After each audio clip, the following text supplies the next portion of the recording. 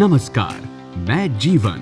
आज हम लोग बात करेंगे F-15 मोबाइल क्रेन द्वारा मटेरियल हैंडलिंग की, जो कंपनी में एक बहुत ही आम ऑपरेशन है। इस कॉमन ऑपरेशन में भी कुछ क्रेन ऑपरेटर अनसेफ तरीके से काम करते हैं, जिससे वो अपनी और अपने साथियों की जान को खतरे में डाल देते हैं। मोबाइल क्रेन द्वारा व मटेरियल हैंडलिंग के दौरान होने वाली इस तरह की जानलेवा दुर्घटना टाटा स्टील के जमशेदपुर में तथा टाटा स्टील के अन्य प्लांटों में हो चुकी है। इस तरह की क्रेन टॉपलिंग दुर्घटना के पीछे मुख्यतः 4 प्रकार के कारण होते हैं। 1. क्रेन ऑपरेटर का शैक्षणिक सक्षम न होना। 2. लिफ्टिंग लोड का क्रेन के सेफ वर्किंग लोड से अधिक होना। 3.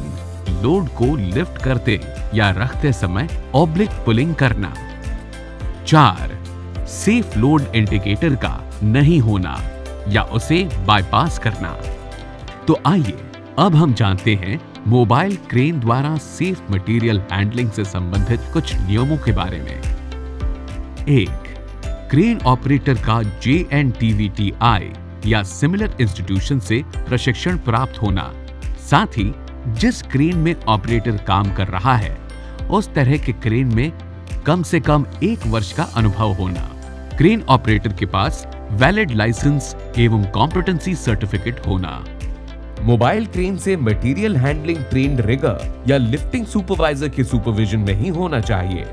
2. क्रेन द्वारा मटेरियल हैंडलिंग हमेशा समतल जगह पर ही करना चाहिए। 3.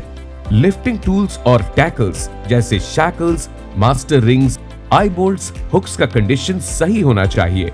साथ ही हमारे टूल्स का थर्ड पार्टी सर्टिफाइड होने चाहिए। हमेशा सुनिश्चित करें कि स्लिंग के किंकिंग, रस्टेड स्लिंग, ब्रोकन वायर या क्रश्ड स्लिंग नहीं होना चाहिए। 4. लिफ्टिंग टूल को सही तरीके से इस्तेमाल करना चाहिए और सुनिश्चित करें कि स्लिंग के एंगल का डिस्ट्रीब्यूशन लोड के अनुसार होना चाहिए। 5. सेफ लोड इंडिकेटर को बाईपास नहीं करना चाहिए। 6.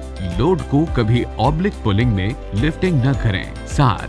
लोड को लिफ्ट करने से पहले लिफ्टिंग प्लान का निर्माण और सुपरवाइजर द्वारा उसे अधिकृत करना चाहिए। 8. स्विंग एरिया, स्विंग रेडियस एवं सस्पेंड लोड का ध्यान रखें। 9. क्रेन मूवमेंट के दौरान बूम की रिट्रैक्टेड स्थिति सुनिश्चित करें। 10. जब भी कभी क्रेन लोड के साथ ट्रैवल करें तो उसकी अधिकतम गति 1.4 किलोमीटर/आवर से ज्यादा न हो और क्रेन हमेशा फर्स्ट गियर पर ही चलाया जाए। 11. क्रेन के 5 डिग्री स्लोप पर काम करते वक्त लोड को 40% रिडक्शन में होना चाहिए। 12. आर्टिकुलेशन का एंगल 10 डिग्री से ज्यादा नहीं होना चाहिए। 13. लोड को कभी क्रेन की क्षमता से अधिक न उठाएं। 14. लोड को उठाते समय उसके सेंटर ऑफ ग्रेविटी का ध्यान या लोड का मेजरमेंट बहुत ही आवश्यक है, अन्यथा सेंटर ऑफ ग्रेविटी के स्टेबल नहीं होने से क्रेन पलट सकता है।